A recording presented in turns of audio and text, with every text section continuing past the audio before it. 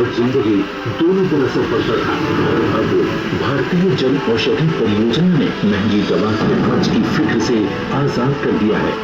हमारी अभियान की पहुंच सब तक हो। स्वच्छ ईंधन और बेहतर जिंदगी देने का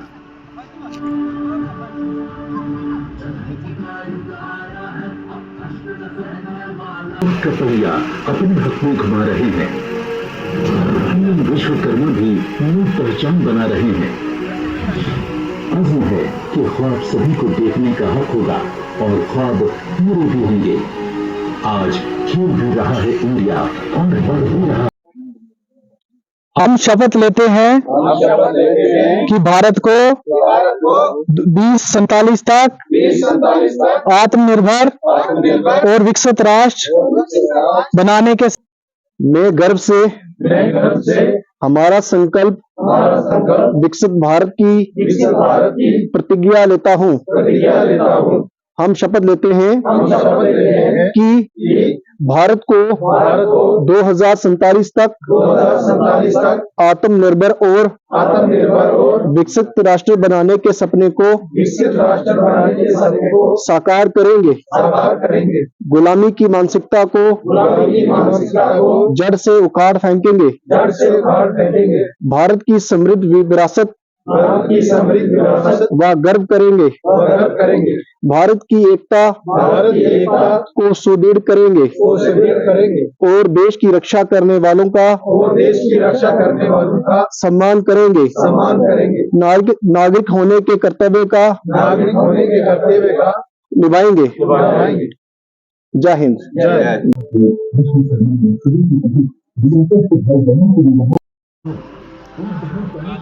जम्मू कश्मीर के गरीब लोग नींद प्रयास से बंदेहा था। सबका स्वास्थ्य सबका इलाज कहीं तो आयुष्मान मुसीबत देंगे। जम्मू कश्मीर के 82 लाख से ज्यादा बाशिंदों का दिन हो रहा है और 71 लाख से ज्यादा जिंदगी में चमक हो रही है। मुख्य के नुक्ते नजर से जम्मू कश्मीर को बचाई। आदाब नाजरीन, आप एटीएन न्यूज देख रहे हैं। मैं आपका मेजबान किफायतुल्लाह सईद। संकल्प भारत यात्रा उजानपुर पहुंच चुकी है और मेरे साथ बातचीत करने के लिए अमजद साहब है, जो कि एक इंटेलेक्चुअल है, पढ़े लिखे नौजवान है। अमजद साहब, संकल्प भारत यात्रा का क्या मतलब है और कितना बेनिफिट लोगों को हुआ है? आज ये प्रोग्राम अगर चलाया जा रहा है, क्या इसमें कुछ रियलिटी भी है या सिर्फ दिखावा है? शुक्रिया। जैसे कि संकल्प यात्रा आज यहाँ पहुंची है, तो संकल्प यात्रा का जो मेन ऑब्जेक्टिव है वो ये है कि 2047 तक यानी 2047 तक विकसित भारत बनना चाहिए। ये कहना है कि 2047 का जब हम झंडा लहराएंगे तो हमारा भारत जो होगा वो डेवलप्ड होगा, यानी इंडिया जो होगा वो डेवलप्ड होगा। वह उसकी अगर एजुकेशन देखी जाए, रोड्स देखी जाए, वो सब यहाँ पे बनी होंगी। ऐसा एम है, ऐसा मकसद है। अब आने वाला कल ही बताएगा कि 2047 तक क्या होगा। जैसा कि मैं देख रहा हूँ, बहुत सारे लोगों से हमने बातचीत की, जो रिप्रेजेंटेटिव है, जो पीआरआईज है, उनका कहना है कि बहुत ज्यादा डेवलपमेंट हमारे इन इलाकों में हो चुकी है। आपका क्या कहना है as a social activist, as a intellectual, क्या आपका कहना है इसके ऊपर? देखिए, अगर देखा जाए जैसे कि रोड्स है या एजुकेशन है, बहुत ज्यादा तो नहीं कहूंगा, लेकिन कुछ सुधार आया है। लेकिन अभी कुछ और चेंज लाने की जरूरत है। जैसे कि परसों भी डीसी साहब से हमने कहा था कि रोड्स की बड़ी खस्ता हालत है। रोड है लेकिन पक्की रोड्स नहीं है। आए दिन आप देखते हैं कितने ये एक्सीडेंट होते हैं, या स्कूल्स देखते हैं, स्कूल्स हमारे पास भरे पड़े हैं, लेकिन वहाँ जो पढ़ाने वाले हमारे पास टीचर्स होने चाहिए, मास्टर्स होने चाहिए, वो सारी आसानियां जो वो खाली है। आप भी बाखबर है उससे कि जितने भी यहाँ पे स्कूल, हाई स्कूल्स है, वहाँ पे जितनी भी वैकेंसीज है, चाहे मास्टर्स है, टीचर्स है, वो खाली है। कल भी हमने डीसी साहब से ये रिक्वेस्ट की थी कि यहाँ पे जो स्कूल्स है, जो इदारे हैं, देखो डेवलप्ड हम सिर्फ रोड को नहीं कहेंगे, सबसे बड़ी डेवलपमेंट जो है वो तालीम है। अगर यहाँ का बाशिंदा काबिल हो, तालीम याफ्ता हो, वो कुछ भी कर सकता है, उस मतलब जॉब्स आ सकते हैं। जैसे कि आपने कहा विकसित भारत यात्रा, विकसित मतलब भारत सुपर पावर बनना चाहता है 2047 तक, तो क्या आपको लगता है बगैर टीचरों के स्कूल, बगैर हेडमास्टर के मिडिल स्कूल, बगैर प्रिंसिपल के हायर सेकेंडरी विकसित भारत बन पाएगा? क्या आपको इस तरह का नरेंद्र मोदी जी का जो सपना है वो सपना साकार हो पाएगा? नहीं, ऐसे तो मुश्किल है, क्योंकि जब तक नहीं आपके स्कूल में, आपके इदारे में उस्ताद नहीं हो तो तालीम कौन देगा? सबसे बुनियादी चीज है कि स्कूल बिल्डिंग नहीं होती है, स्कूल वो तालीम इदारा होता है जो वहां पे काम करता है, वो असातिज़ा होते हैं जो वहां पर काम करते हैं। अगर हम हर जगह हाई स्कूल खोल दें, मिडिल स्कूल खोल दें, लेकिन हमारे पास स्टाफ की मतलब कमी हो, अमजद साहब, जो मेरे पास इंफॉर्मेशन आ चुकी है, जिस इलाके में मैं खड़ा हूँ, यहाँ से दूर इस पूरे इलाके में एक हायर सेकेंडरी है जो कि भारत नाले में है, जहां पर स्टूडेंट तो बहुत सारे हैं पर उनको पढ़ाने के लिए कोई नहीं है। क्या इस तरह भारत विकसित हो पाएगा?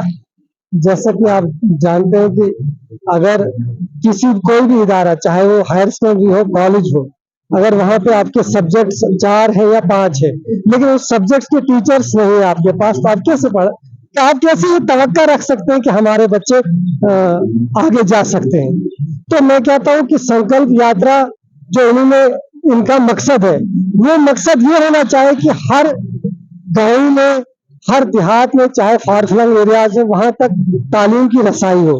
तो तालीम का मकसद यही है कि आपके स्कूल में, आपके इदारे में मतलब वो स्टाफ होना चाहिए। अब हम किसी बिल्डिंग को स्कूल नहीं कह सकते हैं। और रही बात बाकी चीजों के, जैसे कि हम ये नहीं कहते कि गवर्नमेंट ने कुछ नहीं किया है, गवर्नमेंट ने कुछ काम ऐसे भी किए हैं जो सब पर आया है। जैसे कि हम कहते हैं कि आयुष्मान भारत, आप जानते हैं कि 5 लाख उसको मतलब जो भी बीमार होता है उसके लिए वो मिलता है। और अगर हम देखेंगे गरीबों के लिए राशन, अभी इस साल भी, हाँ, कल्याण योजना वो भी चल रहा है। तो कहीं हद तक कुछ काम किए, लेकिन जो बुनियादी जरूरत है, मैंने बोला रोड्स और स्कूल्स, इनको अभी कुछ हद तक ठीक करना पड़ेगा। बहुत बहुत शुक्रिया अमजद साहब। मेरे साथ अमजद साहब थे, इनके साथ बातचीत हमारी हुई। इन्होंने भी कुछ बुनियादी जो बातें हैं, जैसे कि एजुकेशन का जो स्ट्रक्चर है वो बहुत ज्यादा कमजोर है। मैं भारत में हूँ और भारत की बात कर रहा हूँ। भारत और भारत में कुछ ही वर्डिंग का फर्क है, नाम सेम सेम है, मगर भारत सरकार को सोचना चाहिए कि जो एरिया पूरा है, इस एरिया में एक ही हायर सेकेंडरी है और उसको भी जो है एक टॉप पर लिया गया है, और जहां पर वो बनी है वहां पर भी कोई टीचर पढ़ाने के लिए मौजूद नहीं है, कोई लेक्चरर मौजूद नहीं है। अफसोस की बात है। इस विकसित भारत यात्रा के थ्रू मैं सरकार को ये मैसेज देना चाहूंगा कि इस इलाके के स्टूडेंट जो है, बच्चे जो है, वो तभी विकसित भारत में आ पाएंगे जब उनको अच्छे उस्ताद, अच्छे टीचर, अच्छी तालीम मिल पाएगी। मुझे उम्मीद है कि आप तमाम लोगों को हमारी बातें पसंद आई होंगी। आप ज्यादा से ज्यादा इन बातों। आदाब नाजरीन, आप देख रहे हैं एटीएन न्यूज में, हूं आपका मेजबान किफायतुल्लाह से। विकसित भारत यात्रा उजानपुर पहुंच चुकी है और मेरे साथ बातचीत करने के लिए बीडीसी चेयरमैन शबीर रहमान नायक साहब है। आज बातचीत इनके साथ होगी कि आखिरकार विकसित भारत का मतलब क्या है और कितनी विकसितता आपने अपने इलाके में की है। शबीर साहब, सबसे पहले तो आपका बहुत बहुत शुक्रिया, आपने अपना कीमती टाइम दिया। तो साहब, आपका बहुत बहुत शुक्रिया। जानना चाहूंगा, विकसित भारत यात्रा आपके इलाके में पहुंच चुकी है, भारत सरकार के कुछ वादे थे, क्या कुछ डेवलपमेंट आपके इलाके में हुई, क्या कुछ आपके ब्लॉक में डेवलपमेंट हुई, आपसे थोड़ी बहुत जानना चाहता हूँ। देखो किफायतुल्लाह साहब, जहाँ तक ताल्लुक है आज जो ये बात, विकास, ये बात, ये है विकसित भारत यात्रा है, मैं आपको कहूँ कि अगर हमारे अपनी बला की हम बात करें तो बहुत फायदे हुए, क्योंकि आवाज प्लस जो मकान लोगों को, गरीब लोगों को मिले हैं, और PMAY मिले हैं, बाथरूम मिले हैं, SBM के थ्रू मिले हैं, और ज्यादा मैं ये कहूंगा कि हर एक घर को राशन मिला है।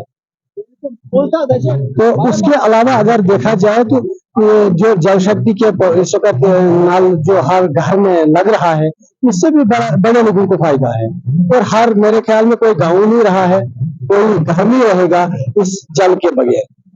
इसके अलावा अगर हम बात करें तो रोडों का, जो रोडें हमें इस इलाके में बनी है, ब्लैक टॉपिंग हुई है, और इसके अलावा हमें